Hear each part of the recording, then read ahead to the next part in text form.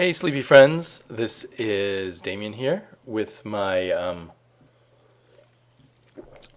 weekly Batman video that I guess I'm going to be doing for now, inspired by others.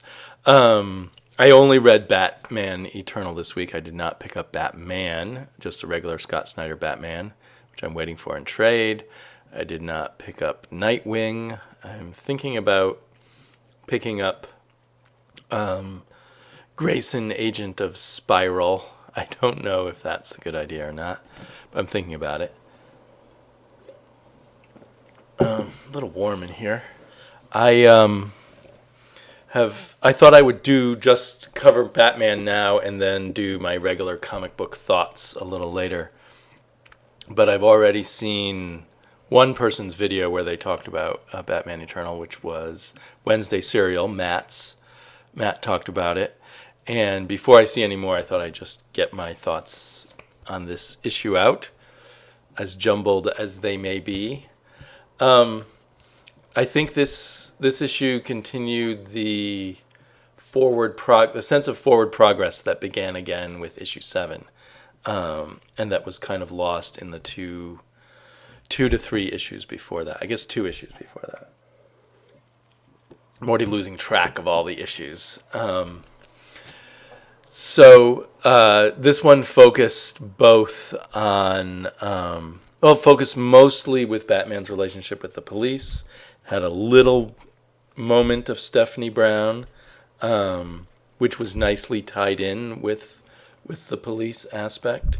We had some pretty strong moments with Falcone, strong appearances.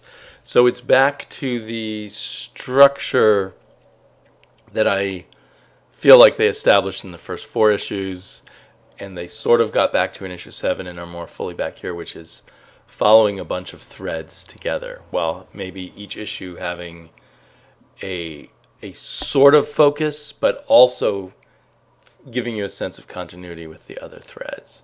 The one thread that doesn't seem picked up on again yet is what Commissioner Gordon is going through in jail. Because at the end of issue... microphone bobbing around. At the end of issue 4, we were... Jim Gordon was left in jail with people saying it's basically a death sentence and that he won't make it through the night and all of that kind of stuff. So what was that night like? Or the next day? Or, how much... Wednesday Serial, Matt brought up that the weirdness of the timing. He was, I think, focusing on spoiler on Stephanie Brown and how much time has passed for her while all these other events have gone by. Maybe one 24-hour period, it seems. Whereas other events seem to have been happening over a period of... It feels like maybe 4 or 5 nights have gone by, I would guess. 3 nights at least. I'd have to go back and count. And I guess this sense of time expanding and contracting like an accordion will probably continue as they have so many threads going, some of which take more time than others. I first noticed the idea of time in here where Vicky Vale shows up to try and interview our sort of secondary police hero, the younger version of Jim Gordon. I am now forgetting his name. She no doubt Mr. Baird, Lieutenant Baird, maybe, the one that Jim Gordon brought into Gotham right at the beginning of issue 1, and who's appeared in a lot of the issues, not all. So anyway, she's interviewing him, but last we saw her, she was in an apartment building in the ghetto where nanotech was spewing out of people's mouths. I would have thought she would still be busy trying to track that story down. I guess you could just say it doesn't really matter. She's just the reporter foil and we'll use her wherever we need her. But that's what made me think about timing. Like, how much time has it been since she had her last adventure. If the night before was the night that Stephanie Brown was running away from home, so to speak, when was Vicky Vale having her little adventure, where she was trying to investigate the gang war and Falcone, and when did the gang war start, and how many nights has the gang war been going on? So if you start thinking about that too much, you're just gonna get into a mess. But you can't help it but have these thoughts pass through your head. And Matt was even more on target because with the Stephanie Brown, because so far in these 8 issues, Stephanie Brown very clearly has had 24 hours or less than 24 hours of story time, and it's supposed to match up with this other story time. So would that mean it was just 2 nights ago when, or was it just 1 night ago when Commissioner Gordon shot the guy, tried to shoot the guy and missed him, and shot the box that made the subway go off the rails and everything? When I say all that out loud, it seems a little pushing logic, but anyway, it works dramatically. All of that stuff about Gordon, and yeah. So, who's doing what when? It would be neat to see a little timeline if they really had it all figured out and you could see it somewhere. So I think there's a bit of a by the seat of their pants to this project, despite the fact that apparently they had about 20 issues in the can before they started, or 20 scripts. The writers had 20 scripts in the can. And that seat of the pants with the shifting, except for the first 3 issues, the shifting of the artistic teams every issue. There was some consistency for a little while with at least the colorist, but even that's gone. It's not the same colorist. A thing that the one character that, I mean, Vicky Vale looks different, but the character that I find hardest to recognize from artist to artist is because he's kind of a new character and the artists weren't shown how each other drew him exactly. Is Baird, or Bard, Lieutenant Bard. He looks kind of like that by Gilliam Marsh. And then he looks like, oh, I lost my page. He looks like this. I mean, even his hairdo is entirely different. He's this guy with the longish hair and glasses in this issue, drawn by Dustin Nguyen. And then he has this kind of athletic macho look here, except for his glasses, when drawn by Jason Fabok. And I can't tell it's the same character. I guess he's got light reddish hair and glasses, so whenever there's a character, although even then whoever colored him with Dustin Nguyen made the reddishness of the hair less obvious. Let's see. This is trivia, I know. A lot of what I'm going to say is trivial. The hair's a bit more red there, although not as red as Vicky Vale's. I really liked, I mostly liked the art by Guillem, I don't know how you pronounce that, Marsh. I guess it's a Spanish version of the name William, maybe. Guillem Marsh. Or that would be Guillermo. But anyway, some version of William. He has really great... he does a lot of covers for DC, and he drew Talon. And I wasn't too excited by his art when he drew Talon. But here the storytelling seems really good. I love the panel layouts. He does a lot of interesting panel layouts that... keep the pages interesting and work very well from a storytelling point of view. So on every page or every 2-page spread, there's something different in terms of the panel layouts. So it keeps it fresh throughout the issue. And as I said, the storytelling works very well. Panel to panel storytelling. There was near the end where Bard lets Batman go. That was done very well. You've got these big panels, and then you've got this small panel where he is lifting up his gun.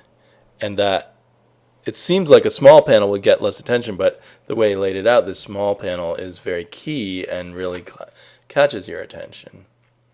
Boy, in that picture there, it almost looks like 1990s Batman by,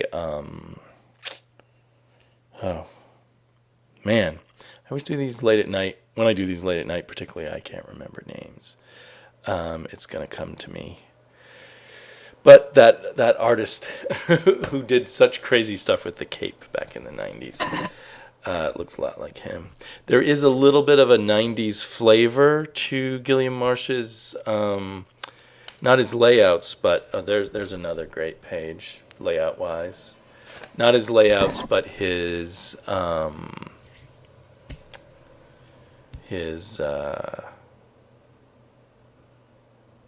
rendering style, I guess, for lack of a better word, is a little bit 90s in that the details that I kind of consider important are often not paid a lot of attention to. Particularly the detail, the faces are kind of bland compared. So there's a lot of, the bodies do a lot of the storytelling, the faces do less of the storytelling.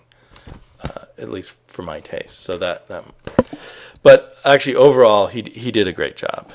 I'd be certainly happy if he did it all, although Jason Fabok would be much better. But he's a good storyteller and captures a kind of moodiness. I guess there's something about it is a little lighter than most Batman artists nowadays, so that it does remind me a little bit more of the 90s. Actually, that last page, which I like the layout on so much, is Batwoman in Hong Kong, and Batman's in Hong Kong. And Catwoman Catwoman is in Hong Kong now, busy doing something, breaking into a building, apparently. Last issue, she was in Gotham, rescuing people from the sinking ship, the sinking iceberg casino. If that was last night, so I guess that was last night. So that's at least last issue was a whole day before, except for Stephanie Brown. But timing wise, it's like kind of shocking to see Catwoman in Hong Kong. But it's fun. I'm looking forward to Batman and Catwoman having an adventure together in Hong Kong, I hope. But just think, how long does it take to fly from wherever Gotham is, somewhere in the U.S., probably on the East Coast, all the way to Hong Kong, that's a long trip. That's probably a 16-hour flight, maybe less if you're really rich and own a bat plane. Again, comic books, who cares, I guess. But the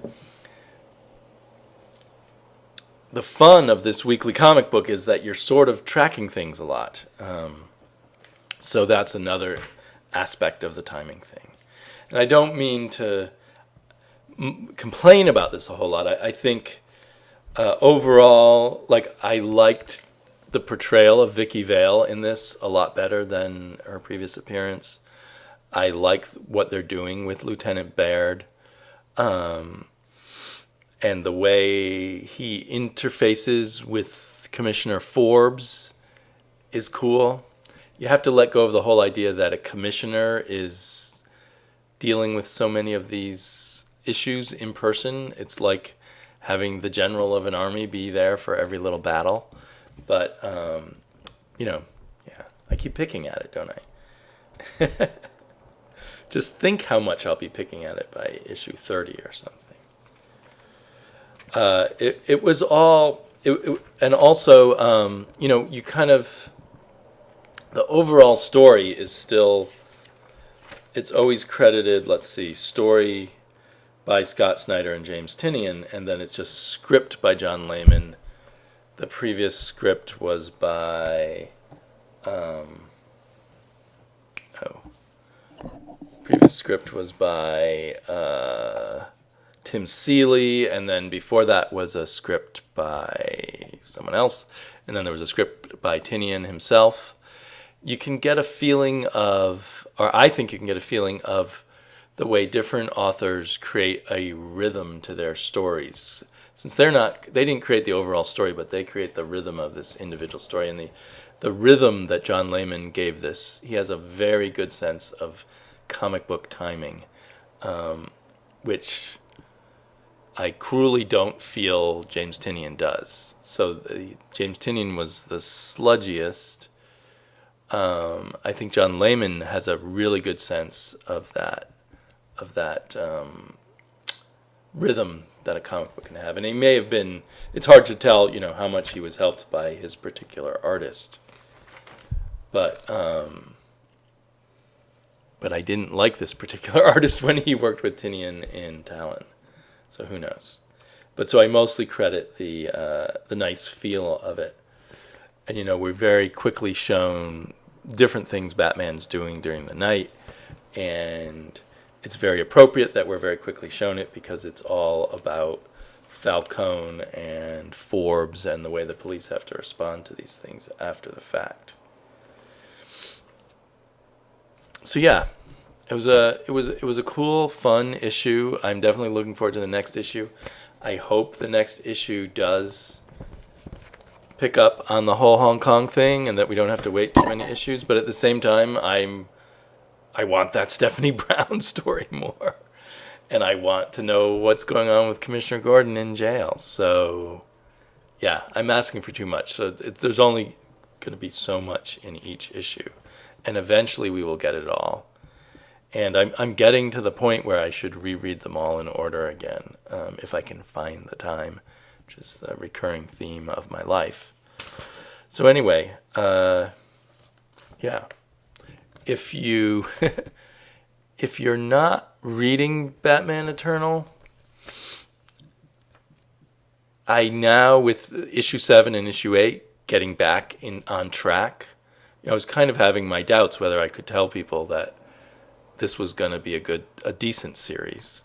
Whether it will be a great series or just a decent series, who knows. But I felt like I couldn't say that back with issue 5 and 6. But now I feel pretty confident. Yes, this is going to be a fun run, and so doubts are dispelled by 2 good issues in a row, and this issue being a considerable step up from the already pretty decent issue previously. So, kind of hoping that they'll manage to do like go back to having 3 issues in a row by a single artist. And maybe stick a little bit to a focus for 3 or 4 issues. I don't know. However they do it, it'll be fun. So I've got a few more comic books to read off of my pull. But for me, I found a lot more time reading comic books than normal on a Wednesday and a Thursday. But it looks like my weekend's going to be really bad. My wife has to work 2 very early shifts on the weekend, which means she has to go to bed really early, and then she gets home from work and she's exhausted because she's not good at time shifting like that. So I will be very much a full-time parent over the weekend. But maybe sometime over the weekend I can squeeze in my comic book thoughts. Looking forward to hearing everyone else's thoughts on Batman this week, and on all the other comic books you're reading. Talk to y'all later.